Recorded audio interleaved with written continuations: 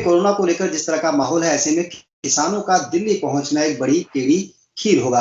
लेकिन इन सबके बीच खबर यह है कि भारतीय किसान संघ इस आंदोलन में इन किसान संगठनों के साथ नहीं है।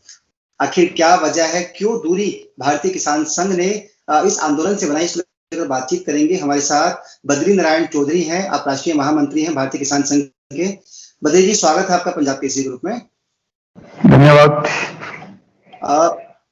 काफी दिनों से इस आंदोलन की तैयारी चल रही थी। हरियाणा, पंजाब, उत्तर प्रदेश, राजस्थान, मध्य प्रदेश, छत्तीसगढ़, और ये भी दावा किया जा रहा है कि साउथ के कुछ राज्यों के किसान भी दिल्ली जुटेंगे। हालांकि दिल्ली, हरियाणा और पंजाब की सीमा पर खास बंदोबस्त किए गए हैं, लेकिन इन सबके बीच आप लोगों का रिएक्शन क्या है? आप कैसे देखते हैं इस पूरे आंदोलन को? देखिए, भारतीय किसान संघ और इस विषय को लेकर के सबसे पहले मैदान में आया था और हमने केंद्र सरकार के साथ में बैठ के वार्ता भी करने की कोशिश की और इसके अलावा हमारे 15,000 गांवों से इसके विरोध में प्रस्ताव पारित करके भी प्रधानमंत्री जी और कृषि मंत्री जी को भिजवाए। इसके अलावा जगह जगह हमने और कलेक्टर के माध्यम से ज्ञापन भी दिए केंद्र सरकार को और स्थानीय सरकारों के माध्यम से भी भिजवाए। ये सब कुछ हमने किया और करने के बाद भी केंद्र सरकार ने अपने लगातार प्रचार के अंदर किसानों का इसी में हित है यही स्टेट हाथ में लिया। तो फिर किसानों का मौसम खेती बाड़ी का आ गया। वास्तव में ये जो कालखंड चल रहा है ये किसानों के लिए खेती करने का समय है और सबसे बड़ा आज का दिन देवोत्थान एकादशी का शादी ब्याह का दिन भी है। इन सबको देखते हुए ये समय वैसे तो अनुकूल नहीं है, लेकिन भारतीय किसान संघ अन्य संगठनों के साथ आंदोलन के रास्ते पर और एक साथ बैठ भी नहीं पाता, क्योंकि बाकी सब संगठनों का आंदोलन कहीं न कहीं जाकर के और वो हिंसक हो जाता है। और हमारी ये मान्यता है प्रारंभ से ही कि हम राष्ट्रीय संपत्तियों को बिना नुकसान पहुंचाए और अपनी ताकत के बलबूते पर दबाव निर्माण करके और सरकारों के साथ वार्ता के माध्यम से अपना विषय हल करें, समाधान निकालें। क्योंकि भारतीय किसान संघ मानता है कि देश के हित में ही किसान का हित है, देश से अलग किसान का कोई हित नहीं है, इसलिए देश को हानि। बद्री जी, किसानों की समस्याएं तो वही की वही है जो समस्याएं आपने भी उठाई थी। 15,000 किसानों के हस्ताक्षर करवा के आपने सौंपे थे। तमाम बदलाव आप लोग चाहते थे, वो बदलाव ठीक नहीं हुए।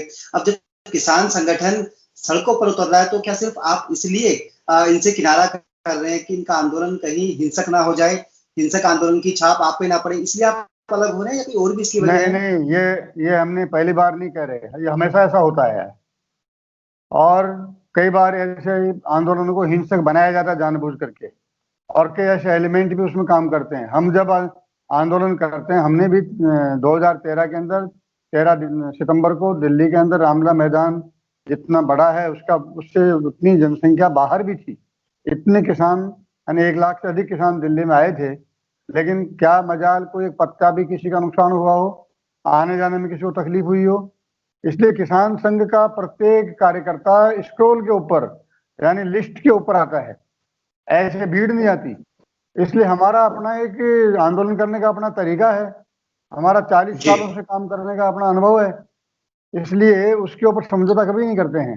हम उनके साथ मन से हम साथ हैं, किसानों के साथ हैं और हमारी शुभकामनाएं भी उनके साथ में है, लेकिन हमारा एक सुझाव भी है। आप उनके साथ मैदान में नहीं है। एक सवाल यह है मैदान में नहीं क्या है।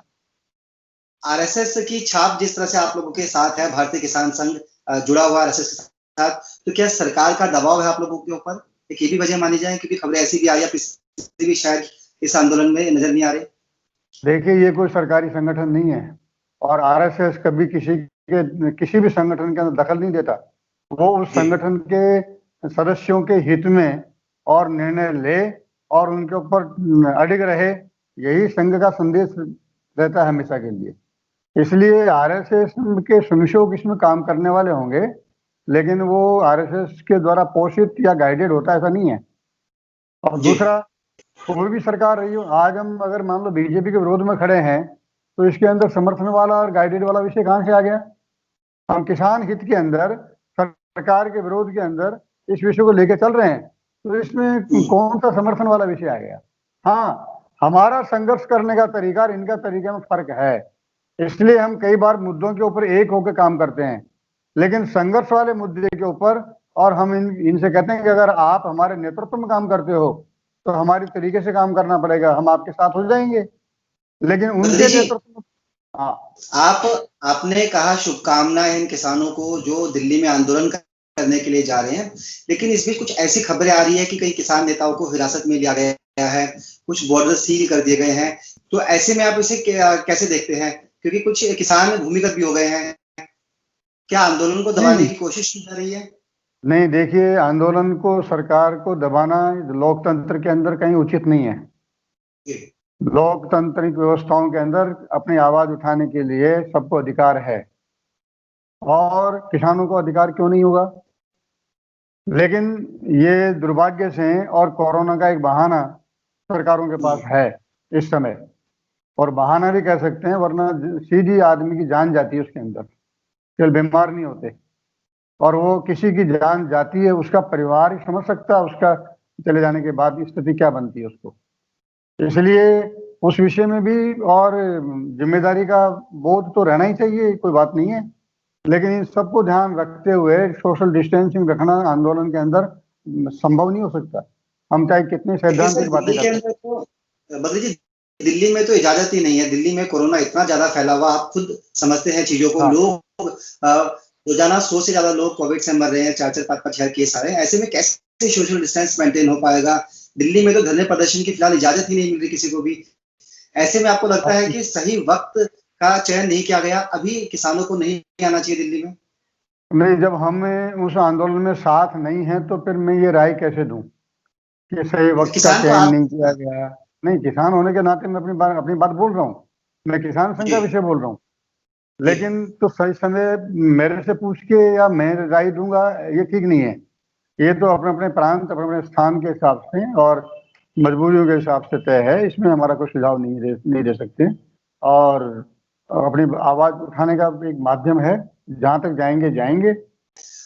एक आखिरी सवाल आपसे ये है कि वो जो किसान संगठन है वो तो अपने लेवल पर विरोध प्रदर्शन कर रहे हैं, आप इसलिए उनके साथ नहीं है क्योंकि आपको लगता है कि प्रदर्शन हिंसक हो सकता है, उससे नुकसान हो सकता है। आप कैसे किसानों की समस्याओं को मनवाएंगे? क्योंकि आप लोग लगातार नाराजगी जताते रहे केंद्रीय कृषि कानून बिल के खिलाफ। आपसे पिछली बार हमारी बातचीत हुई थी उस दौरान भी आपने कहा था कि कई मुद्दों पर हम सरकार से सहमत नहीं है। वो समस्या जस की तस है। अब भारतीय किसान संघ क्या कर रहा है मुद्दों को लेकर? अभी लॉकडाउन में तो इकट्ठे नहीं हो पा रहे, और हमने तो ऐसे सामूहिक कार्यक्रम सारे निरस्त कर दिए। जो भी कार्यक्रम अगर समूह के अंदर थे उन सबको ऑनलाइन ही डील किया। इसलिए राष्ट्रीय नीति के साथ ही हमने भी जो है, और कोरोना को ध्यान रखते हुए अपने कार्यक्रम के अंदर दूर दूर से लोगों को बुलाने के बजाय आसपास के छोटे छोटे समूह में जो काम होते हैं वही काम हाथ में लिए हुए हैं। इसलिए इस समय तो हम किसी बड़े आंदोलन की कल्पना भी नहीं कर सकते।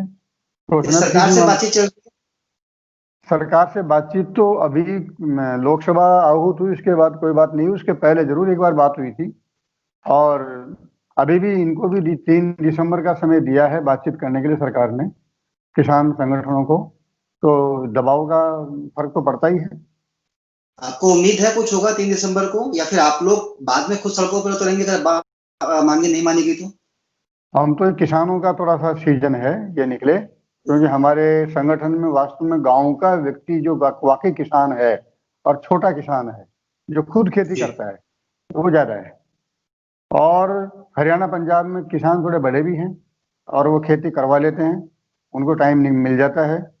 इसलिए हमारा किसान जो है वो और मध्यम और लघु होने के कारण वो हमको भी ध्यान रखना पड़ता है कि हम ऐसे पीक आवर्स में, पीक समय के अंदर कोई आंदोलन हाथ में लेते भी नहीं है। जी चलिए सर, आपका किसान संगठन देश का बड़ा किसान संगठन है, और हमारा तो ये आग्रह है सरकार से निवेदन है कि वो गंभीरता से विषय को ले और इतना अड़ियल स्वभाव नहीं अपनावे।